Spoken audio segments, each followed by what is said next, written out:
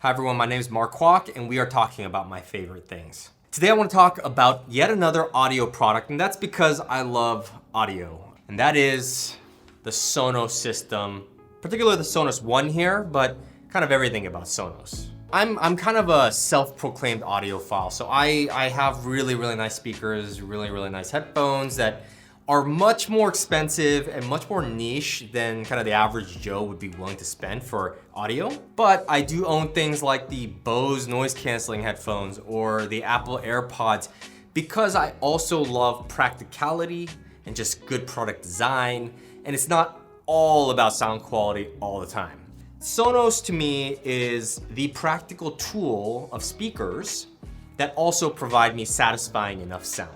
So here's what I love about these speakers. One is that they have a great mix of technology and sound quality. Usually you have to trade off one or the other, like really good technology, but they're just not a speaker company, so therefore they can't create sound quality like the professionals can. When I think about technology in a speaker, I've realized that there is some real benefit to having great technology in here.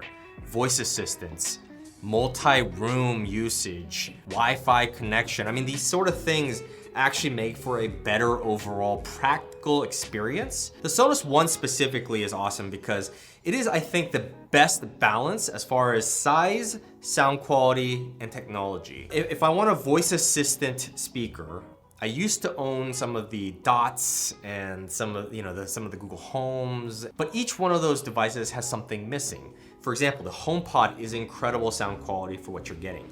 However, Siri kind of sucks, I hate to say it. The Echoes that I've had, unfortunately the sound quality just didn't do it for me. I liked the Alexa aspect of things, but when it came down to just pure speaker, it couldn't be kind of a main speaker inside of a room. Sonos gave me that balance where I was finally satisfied with the sound quality, for the size that is, while also being able to get the Amazon Alexa ecosystem in here as well.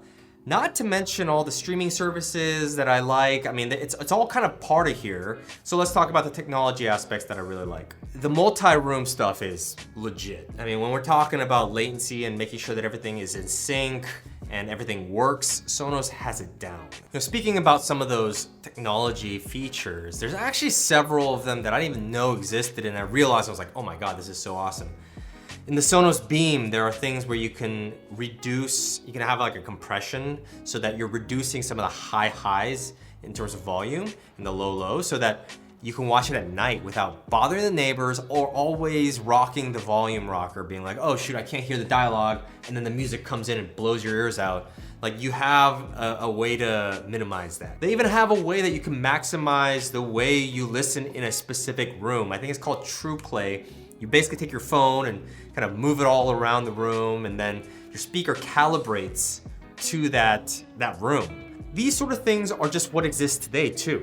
The great thing is that maybe in 2 years, we have 3 or 4 new features. You just do a software update and boom, you got yourself 3 or 4 new ways to listen to speakers that you never were before. Now, what are the cons about this device and the Sonos system? Well, one big one is actually something that led to a lot of controversy with Sonos, and it honestly made me wonder if I should stick with Sonos, and that is that because these are so technology heavy, they have to be upgraded over time. Now, the great thing about analog speakers from the past is that you can own those things for 50 years without issue. I know people that have some of the best speakers out there, but those speakers are vintage now. They're 40 years old. No problem, you can keep using them. Sonos, because the technology keeps evolving, you have to upgrade it. And sometimes your old Sonos speakers will no longer be able to have the latest features with just a software update because it requires an extra piece of hardware to get that sort of new technology. And that is a really crappy thing when technology moves so fast. So to some extent, you have to look at your speaker almost like an iPhone, which, I mean, maybe not an iPhone because iPhones are like 2-3 years, you're done. You go a little bit longer with this. I mean, I think the latest update made 10-year-old speakers kind of obsolete-ish. That really sucks though. Just knowing that this has a shelf life And yes, all technology has a shelf life, so why should this be any different?